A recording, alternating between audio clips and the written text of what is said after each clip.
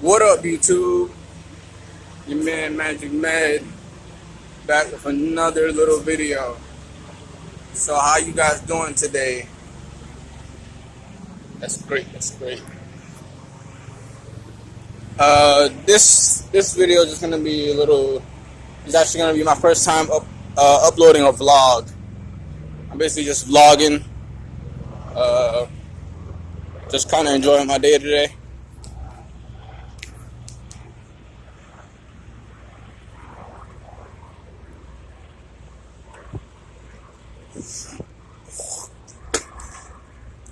All right, so on this vlog, I'm gonna be talking about the fundamentals of Hinduism. Yep, I'm still with the Hinduism topic. So for those of you who don't know, certain facts about Hinduism, certain fundamentals, you're gonna be learning in this video.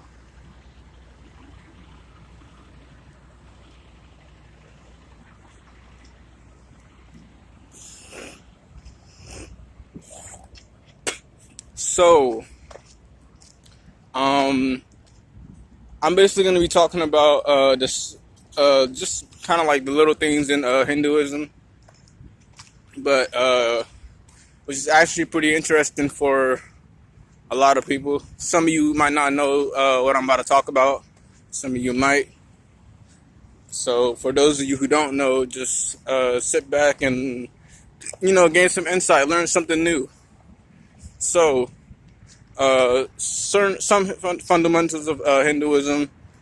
We do believe in that every living thing that exists on this universe, whether it be a person or even an object, is that everything has a soul, the Atma.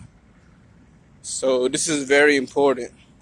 So there are also, like in Hinduism, most of the time, we do not believe in coincidences, for at least for the most of us.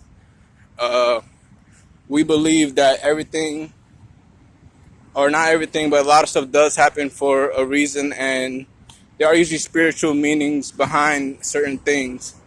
Like, basically, in Hinduism, things are deeper than it seems just on the surface to a lot of other people. So we do believe in meanings and stuff, like even the colors. That's what I'm going to talk about. We believe that colors have meanings. For example, we do believe that green is actually the color of love, and this might make sense to a lot of you people who don't know this. Green is the color of love. Red is power. Orange, white, and blue is purity. So, for those of you who don't know, and this type of stuff doesn't hurt to learn, because stuff like this is good for your for your senses and stuff, for you realizing stuff. Basically, if you look at the universe and how things operate, if you're like a very smart and wise person, you can see that this actually makes sense. And even something I want to mention too is that Hinduism, most of like the whole Hinduism is actually it's experiential, and it's very scientific. And as a matter of fact, a lot of subjects in Hinduism is actually ahead of science. Like, scientists are just discovering a lot of certain things in Hinduism, and Hinduism is actually ahead of it. So when you basically start to meditate and access different parts of your brain and even grow your brain size, it's a lot to learn, and it gets you kind of out of the illusion, and it's basically like a way of living a better lifestyle for the average person. So yeah, man, this is important stuff to know. And I'm also going to be talking about how an idol or an image can also be God. And I might make a part two to this because, to be honest, yeah, it's a deep topic, and idols are much more than they might seem to just the average person. But yeah, an idol can be can be God, and because we in Hinduism we believe that God is everywhere and everything is connected. Like everything is pretty much God, and everybody's a goddess whether they know it or not. Like we are all gods and goddesses. And for people who just figure that out, that's I feel like that's a certain power, and that's just a certain advantage that you can use for your life. And if you are just experiencing it, like you'll come to find out that it's much more than you might think it is if you never experienced it. So how an idol can be God, and idols, especially like a Hindu temple or just basically like the Hindu idols, um, they are very spiritual and connected to the cosmos, and everything is energy. So, and energy is eternal. Like that's a scientific fact. We know that energy can never be destroyed, and that's how everything is operating and how everything basically exists. So, certain idols carry very powerful energy, uh, and you can sense this just by even worshiping an idol. And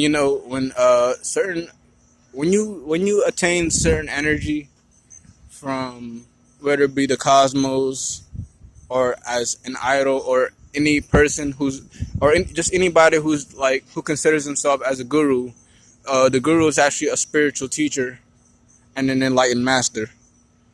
They're powerful enough to actually give you certain superpowers, giving you certain energy that can raise your awareness and your consciousness and your energy inside of your body. Like, as some of you may know, I know some of you heard of the chakras, uh, basically the wheels of energy inside of your body. Like every human being has 7 chakras, and it's important that your chakras are activated in order to live the way you should be living. Like everybody's chakras aren't even balanced, and that's because of lack of meditation, living or not living like a healthy lifestyle. And as I'm talking about right now, not having any experience with spiritual beings, or idols. But yeah, it's deeper, and it's deeper than a lot of you might think, and it's important for everybody to experience certain powers, you know, to overcome the illusions, the matrices, and things that you should know if you are a spiritual. And every human being is a spiritual being having a human experience. So it's important that you are in tune with you know your atma, the soul, and that you are receiving certain energies that you should be receiving for your life.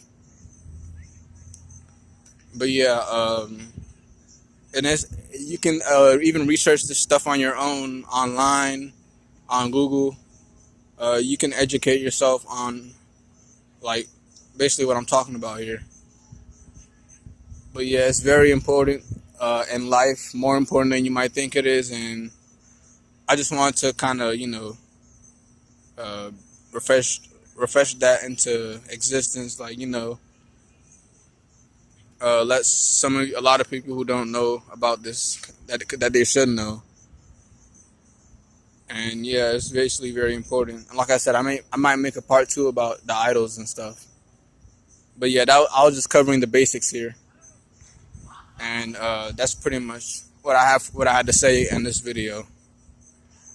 So yeah, just being tuned, and you know, for those of you who are interested in kind of changing your life for the better, just look into what I'm saying and start the experience, and we'll experience these powers and living life to the fullest as we should be, and we will all be blissful together as Hindus. For those of you who are Hindus. And of course, I mean, in Hinduism, we believe that everybody deserves love. So Hindus are very comfortable with sharing certain ideas, even for people that's not Hindu, because